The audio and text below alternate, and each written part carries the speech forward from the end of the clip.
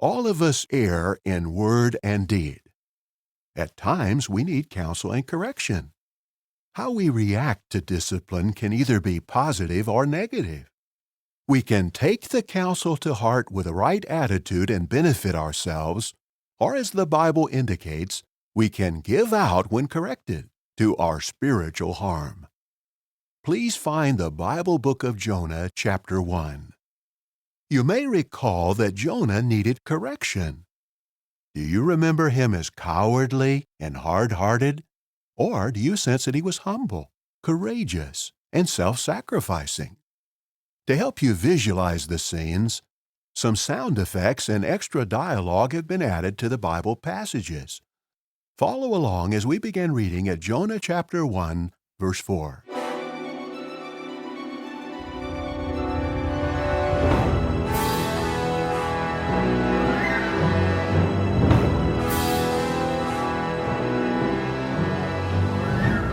And Jehovah himself hurled forth a great wind at the sea, and there came to be a great tempest on the sea. And as for the ship, it was about to be wrecked. And the mariners began to fear and to call for aid, each one to his God.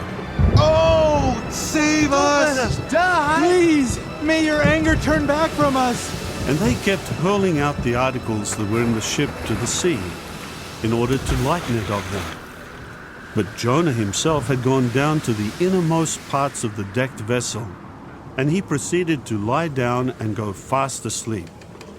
At length the ship captain came near to him and said to him, "What is the matter with you, sleeper? Get up! Call out to your God!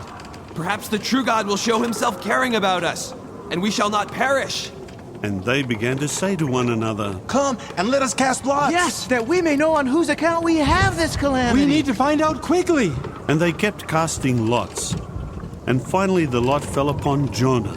So they said to him, Do tell us, please, on whose account it is that we are having this What calamity. is your work, and from where do you come? What is your country? And from which people are you? At that he said to them, I am a Hebrew, and Jehovah, the God of the heavens, I am fearing, the one who made the sea and the dry land. And the men began to fear greatly. And they went on to say to him, What is this that you have done? for the men had come to know that it was from before Jehovah that he was running away, because he had told them. Finally they said to him, What should we do to you, in order that the sea may become still for us? for the sea was continually growing more tempestuous. So he said to them, Lift me up and hurl me into the sea, and the sea will become still for you, because I am aware that it is on my account that this great tempest is upon you. But the men tried to work their way through in order to bring the ship back to the dry land. Yet they were unable, because the sea was continually growing more tempestuous against them. And they proceeded to call out to Jehovah and to say, Ah, now, O Jehovah, may we please not perish because of the soul of this man. And do not put upon us innocent blood, since you yourself, O Jehovah, have done according to what you have delighted in. Then they lifted up Jonah and hurled him into the sea.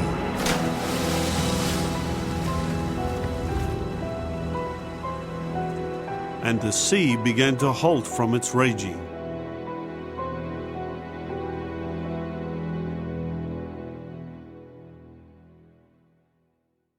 When we hear the account read with feeling and imagination, it is almost as if we were right there on the ship observing Jonah. Did you sense Jonah's humility and spirit of self-sacrifice?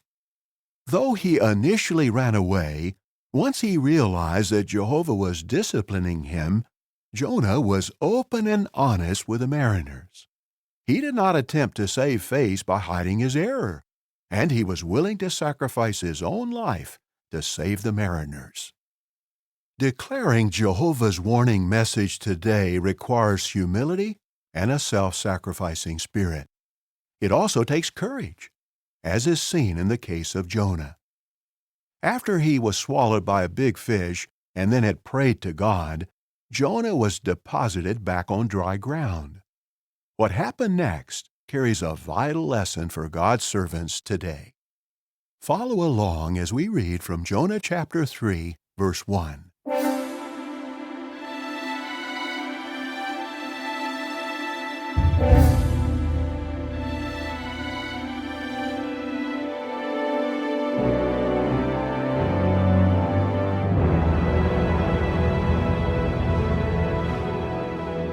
Then the word of Jehovah occurred to Jonah the second time, saying, Get up, go to Nineveh, the great city, and proclaim to her the proclamation that I am speaking to you.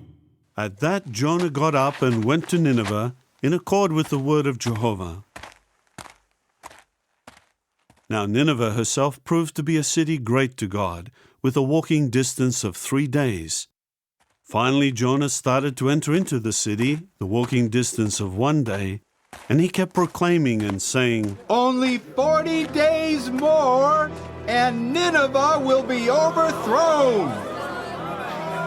And the men of Nineveh began to put faith in God, and they proceeded to proclaim a fast and to put on sackcloth, from the greatest one of them even to the least one of them. When the word reached the king of Nineveh, then he rose up from his throne and put off his official garment from himself and covered himself with sackcloth and sat down in the ashes. Furthermore, he had the cry made, and he had it said in Nineveh by the decree of the king and his great ones, saying, No man and no domestic animal, no herd and no flock should taste anything at all. None should take food, even water they should not drink. And let them cover themselves with sackcloth, man and domestic animal, and let them call out to God with strength and come back, each one from his bad way and from the violence that was in their hands.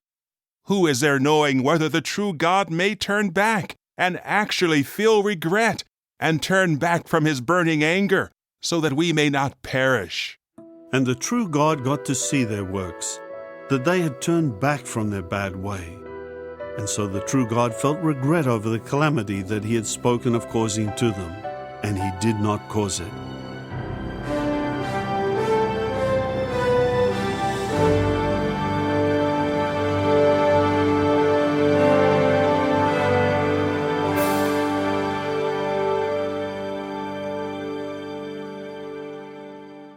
Did you hear the determination in Jonah's voice as he proclaimed God's judgment?